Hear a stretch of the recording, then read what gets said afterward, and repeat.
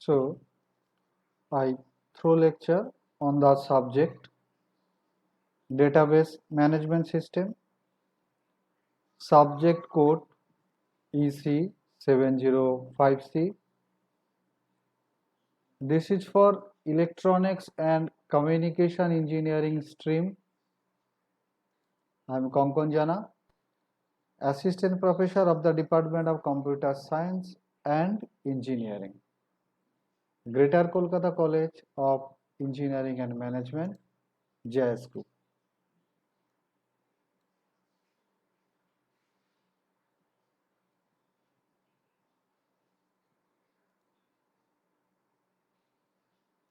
Now, this is module 1 of the subject database management system, having the subject code EC705C.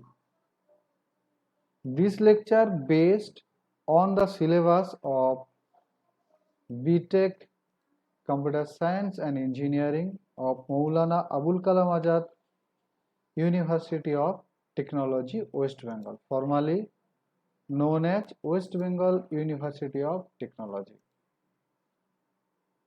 Module 1 have 4 lectures in total. The contents of Module 1 is concept and overview of DBMS, data models, database languages, database administrator, database users, 3 schema architecture of DBMS.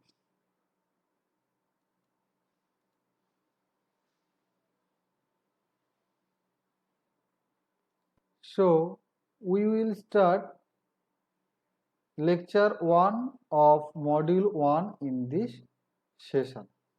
I am using digital whiteboard for better dictation. Important points and some reference will be written in this board. And for practical demonstration, we will run code on SQL Server when required. First, you need to know what is DBMS.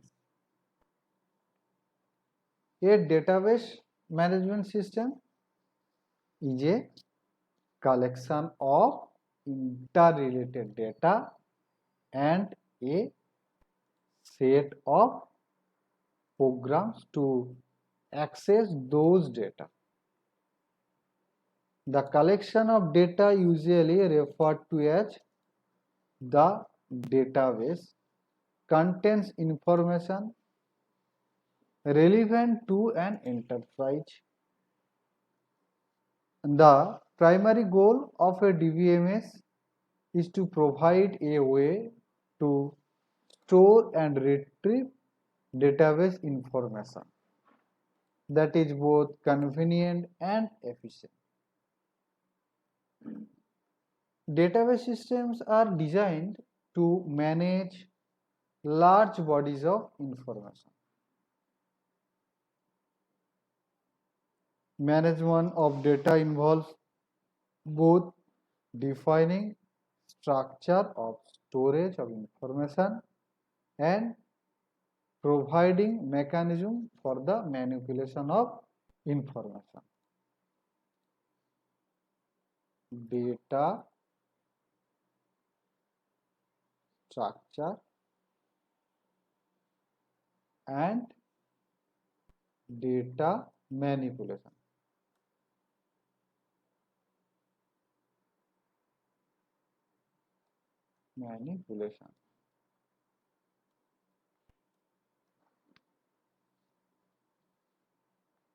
In addition, the database system must ensure the safety of the information stored,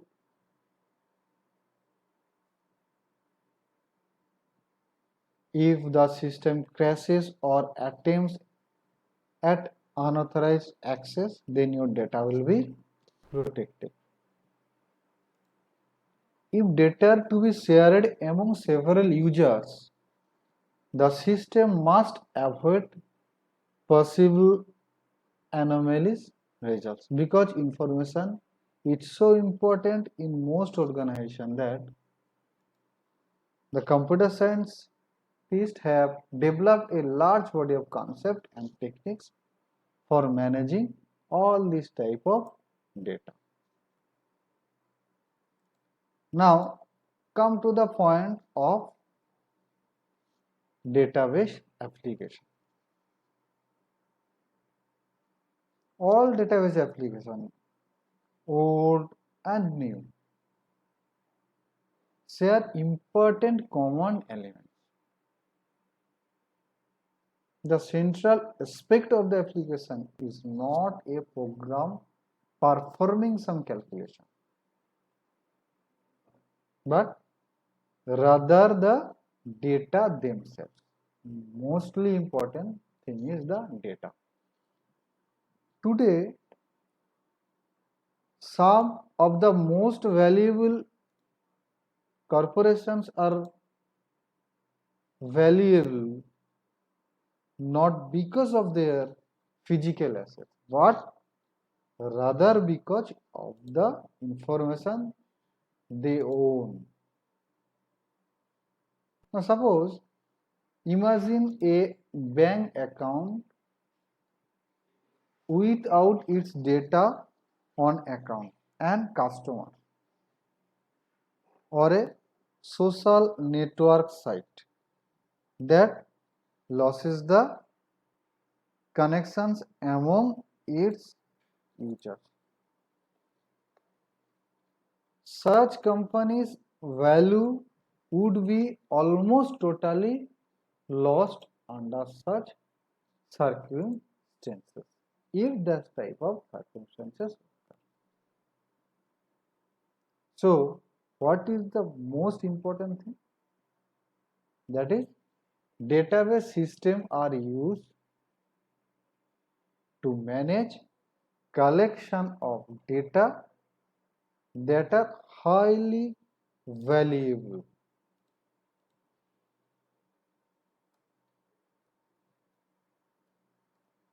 Highly valuable and are relatively large.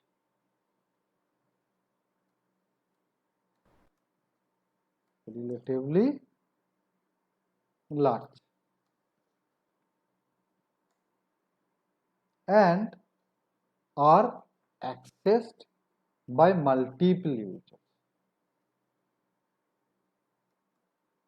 Accessed by multiple users. Users means through some application that will be accessed. They can be accessed at the same time also. Someone suppose accessing the data, whereas someone is altering the data. That means going to manipulate the data. Now, the first database applications had only simple, preciously formatted, simply the structured data. Today, database application may include data with complex relationships and a more variable structure also. As an example, I can say of an applications with structured data, consider suppose a university record, and this is regarding courses, students, and course registration. The university suppose keeps the same type of information about each course: course identifier, title, suppose department, course number, and many things. And similarly, suppose for student, what they like to tell for course, suppose it is identifier. So that is the course identifier, title of the course, department, course number.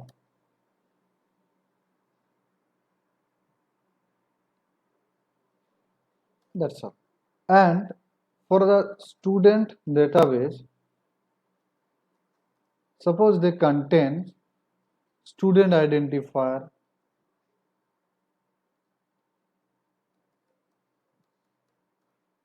student identifier, student identifier, student name, address, phone number. Okay, that's all. Now another thing, suppose course registration is a collection of pairs, one course identifier and one student identifier. Course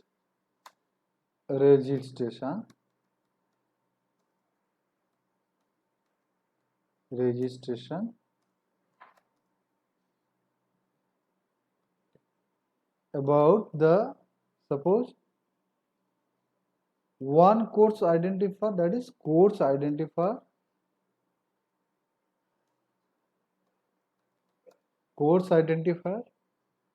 and about the student identifier, pair of that, student identifier.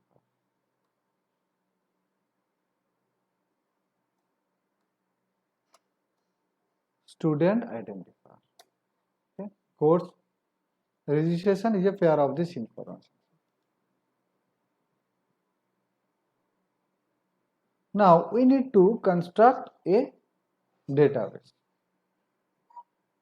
In previous day, how the database will be created? Simply university database applications with a proper connections. User of the site post varying types of information about themselves, ranging from simple items such as name, date, birth, complex posts considering of text, images, videos, and link and other words. There is only a limited amount of common structure among this data. Both of these applications, however, share the basic features of a database. Now, modern database systems exploit commonalities within the structure of a data to gain efficiency, but also allow for weakly structured data and for data whose formats are highly variable. Now, as a result, the database system is a large, complex sector and the system whose task is to manage a large, complex collection of data. Now, managing complexity is challenging not only in the management of data but in any domain. Now, key to the management of complexity is the concept of abstraction. Concept of abstraction.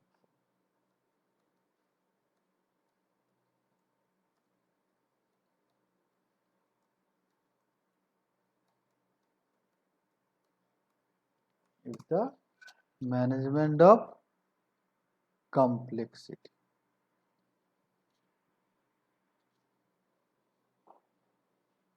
Okay. Now, this abstraction allows a person to use a complex device or system without having to know the details of how that device or system is constructed.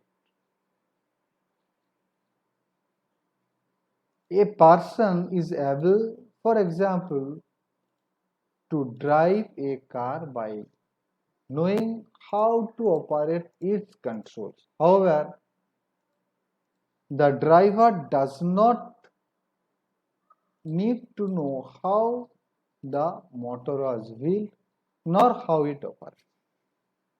All the driver needs to know is an abstraction of what the motor does. Similarly, for a large complex collection of data, a database system provides a simpler abstract view of the information so that users and application programmers do not need to be aware of the underlying details of how data are stored and organized. By providing a high level of abstraction, a data system makes it possible for an interface to combine data of various types into a unified repository of the information needed to run the enterprise. Purpose of database system. Why this is required?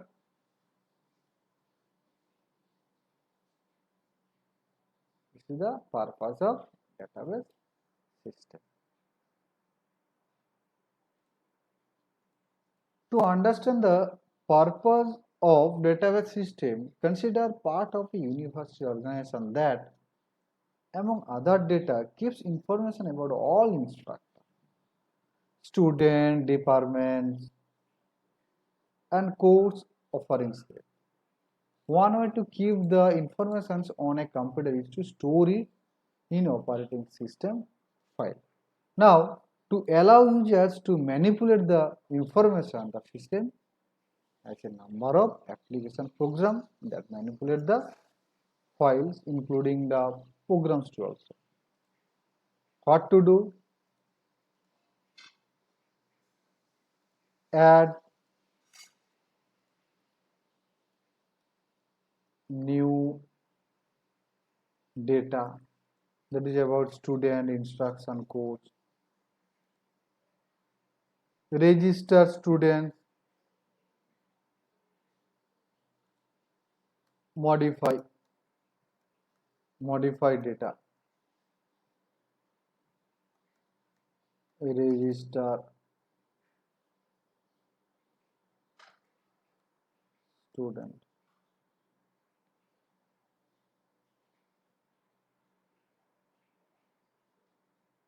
Now after exam is over, depending on that, assign grades to the students, compute grade point average. So data insertion, creation, manipulation will be there. Now programmers develop these application programs to meet the needs of the university. New application programs are added to the system as the need arises. For example, suppose that a university decides to create a new major. As a result, the university creates a new department and creates new permanent files or adds information to existing files to record information about all the instructions in the department. Students in that major, course offering, degree, requirements, and so on. And the university may have to write new applications program to deal with the rules specific to the new major. New application programs may also have to be written to the new rules in the university. Thus, as time goes by, the system requires more files and application programs. This typical file processing system is supported by a conventional operating system. The system stores permanent records in various files and it needs different applications program to extract records from the records and add records to the file and to the appropriate positions or to, corresponding to the appropriate. Now, keeping organizational information in a file processing system has a number of disadvantages. If you keep it onto the file. First one is the data redundant.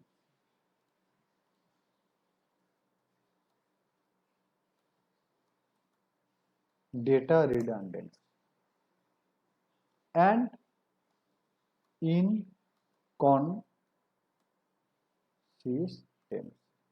and inconsistent.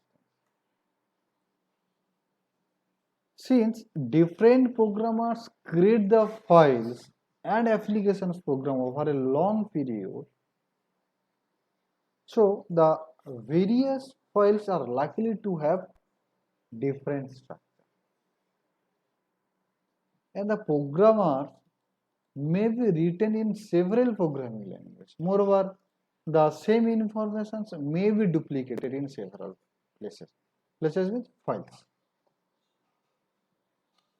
For example, if a student has a double major, say music and mathematics,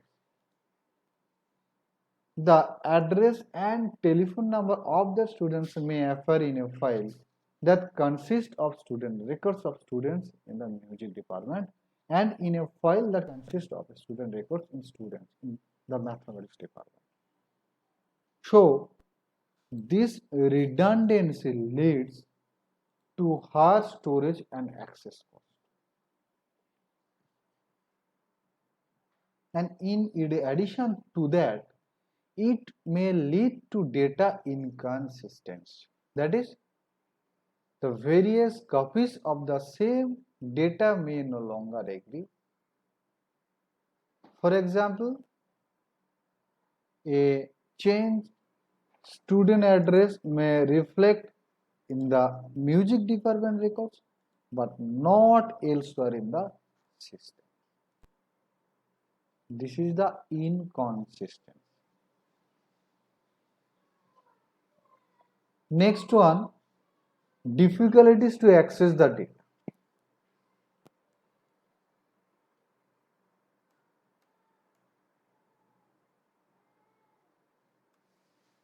Difficulty in accessing data. Suppose that one of the university clerks needs to find out the names of the students, all the students who live within a particular postal code area. The clerk asks the data processing department to generate such a list because the designers of the original system did not anticipate this request. So, there is no applications program on hand to meet it. There is, however, an application program to generate the list of all students. The university clerk now has two choices: either obtain the list of all the students and extract the needed information manually, or ask a programmer to write the necessary application program. So this is the difficulty. Now the both alternatives are obviously unsatisfactory. Suppose that such a program is written and that several days later the some clerk needs to trim the list to include only those students who have taken at least 10 credit hours as expected. A programmer to generate such a list does not exist. Again, the clerk has the preceding two options, neither of which is satisfactory. Now, the point here is that conventional file processing environments do not allow needed data to be retrieved in a convenient and efficient manner. More responsive data retrieval systems are required for general purpose, sometimes program designed for the specific retrievation. It will not be used for that one. Next is the data isolation. Data isolation.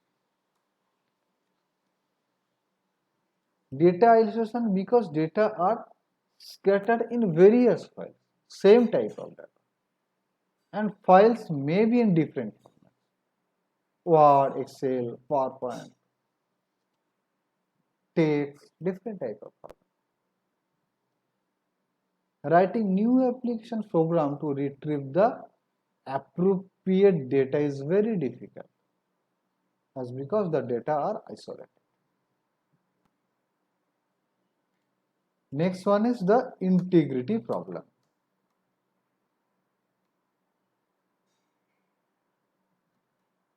Integrity problem. Next one is integrity problem. Okay. The data values stored in the database must satisfy certain types of consistency constraints. Consistency constraints means suppose the university maintains an account for each department and records the balance amount in each account. Suppose also that the university requires that the account balance of a department may never fall below zero. Now, the developer enforces these constants in the system by adding appropriate code in the various applications. However, when new constants are added, it is difficult to change the program to enforce them. The problem is compounded when constants involve several data items from different files. Okay, so there must be an integrity problem. There is no coordination between more files. Next one is the atomicity problem.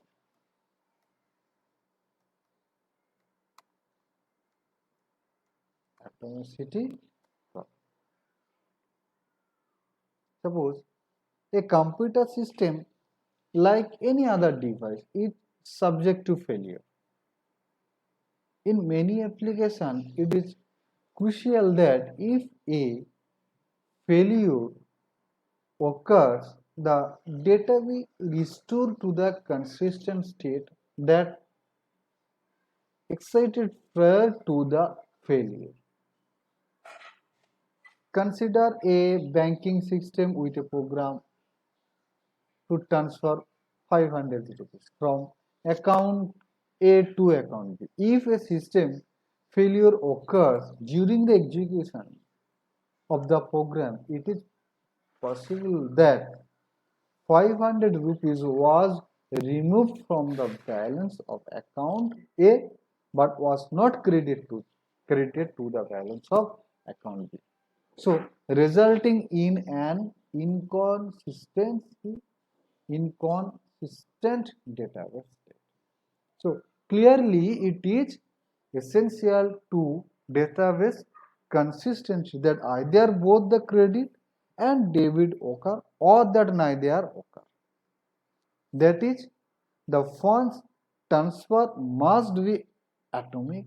It must happen in its entirely or not at all. Now, it is difficult to ensure atomicity in a conventional file processing. Okay.